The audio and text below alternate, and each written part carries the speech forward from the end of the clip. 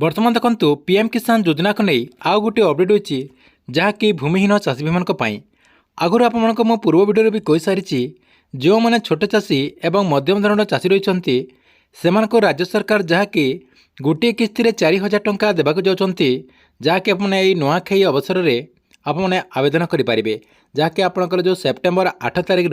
आपने आवेदन करेंगे जहाँकि सरकार तरफ जो नोटिफिकेशन रही से नोटिफिकेशन अपडेट रही तेबे आपने समस्ते भावुवे राज्य सरकार सीएम किसान योजना अधीन जो मैंने भूमिहीन चाषी रही से चाषी भाई को राज्य सरकार केते टंका देबे एमान को तो राज्य सरकार 4,000 टंका देबे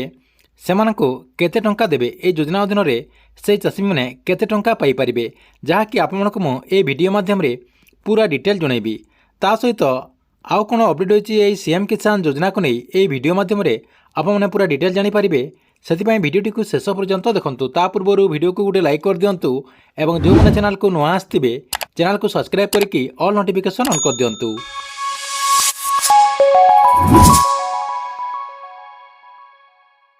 सर्वप्रथम देखु सीएम किसान योजना को नहीं गोटे नोटिफिकेशन प्रकाश पाई जहाँकि आपको पूर्व वीडियो भी कही सारी देखु जो मैंने से वीडियोटी को देखी ना से वीडियोटी को देखी नियंतु तथापि आपको मुझे आउ थे कहीदे देखूँ ये आपने स्क्रीन माध्यम देखिपे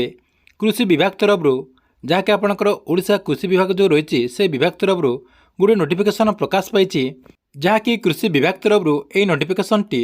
समस्त डिस्ट्रिक्टर मजिस्ट्रेट मानक जहाँकि कलेक्टर मानक यही नोटिफिकेशन टी दि जाए नोटिफिकेशन पूरा अपडेट होती देखूँ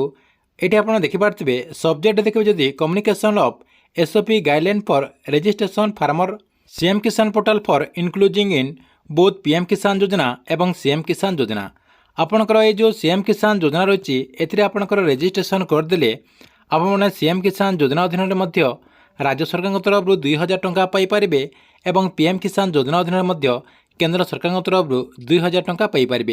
जहाँकि आपणकर सीएम किसान योजना और पीएम किसान योजना दुई योजना को मिसिकी एकाथरक आपने 4,000 टंका पाइपर जहाँकि आपको रजिस्ट्रेशन करने को पड़ो रजिस्ट्रेशन करने आपणकर देखो ये डेट रही 8 सेप्टेम्बर 2024 जहाँकि नुआखाई अवसर में यही आपणकर जो वेबसाइट रही से वेबसाइट से दिन लॉन्च करा से दिन ठार आपने आवेदन करेंगे जहाँकि आपणकर यही वेबसाइट 2 मास आपणकर ड्राइव करा जहाँकि 2 मास भितर आपने यही सीएम किसान योजना अधीन आवेदन करेंगे देखु ये आपणकर सीएम किसान योजना को नहीं पूरा अपडेट जहाँकि आपने सीएम किसान योजना अधीन 2,000 टंका और पीएम किसान योजना अधीन 2,000 टंका पाइपर ये समस्त मन प्रश्न उठुचे आपणकर जो बाकी रही जाती जहाँकि भूमिहीन चाषी मैंने भूमिहीन चाषी भाई को राज्य सरकार यही सीएम किसान योजना अधीन केते टंका देबे ता सहित आवेदन करने से कौन कौन सब डॉक्यूमेंट लगे देखु प्रथम आपणकर राशन कार्ड लगे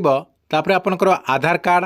तापर आपणकर बैंक पासबुक एवं आपणकर जमी पट्टा ता सहित एनआरजीएस आपणकर जो जॉब कार्ड कहुच्छी जॉब कार्ड लगे यही सब डॉक्यूमेंट आपण पाखे थी कथा जहाँकि आपंकर पाखे जदि यही सब डॉक्यूमेंट रही सेप्टेम्बर 8 तारिख में आपने आवेदन करेंगे जहाँकि यार जो वेबसाइट रही से वेबसाइट लॉन्च होगापर आपने आवेदन करेंगे ता सहित जो मैंने आवेदन करेंगे तांकर जो पासबुक रही जो बैंक अकाउंट रही से बैंक अकाउंट रे आधार एक्टिव होता कथा जहाँकि आपंकर डीबीटी एक्टिव होता कथा नहले आपने सीएम किसान योजना अधीन आवेदन कले टंका पाइपर ना कहीं सरकार तरफ जहाँ भी टंका दि जाऊँगी गवर्नमेंट तरफ जहाँ भी आपको टंका दि जाए आपंकर आधार बेसिस रे जहाँकि डीबीटी मध्यम आपको टंका दि जाए से आपको डीबीटी एक्टिव करने को पड़ो या सहित भूमिहीन चाषी को केते टंका मिल पार देखु आपने समस्ते जानते जे कालिया योजना अधीन जहाँकि भूमिहीन चाषी को 12,500 टंका दी जाता यही आपंकर सीएम किसान योजना मध्यम 12,500 टंका पाइपर जो मैंने भूमिहीन चाषी मैंने रही से चाषी भाई मैंने जहाँकि 12,500 टंका यही योजना मध्यम पाइपर जहाँकि से 3टा किस्ती 4,000 टंका करके 12,500 टंका दिज्व या सहित आ गोटे अपडेट जानवा मिली आपणकर पीएम किसान योजना अधीन जमी 6,000 टंका वर्ष को दि जाए आपण सीएम किसान योजना मध्यम वर्ष को 6,000 टंका पाइपर ठीक अच्छे ये आपण सीएम किसान योजना को नहीं गोटे बहुत बड़ अपडेट आपण वीडियो केमती लगे कमेंट बॉक्स रे निश्चय गोटे कमेंट करूँ एवं गवर्नमेंट जेकोसी नुआ योजनार अपडेट आप सर्वप्रथम देखा चाहूँगे यही चैनल टी को आप रेगुलर देखुता।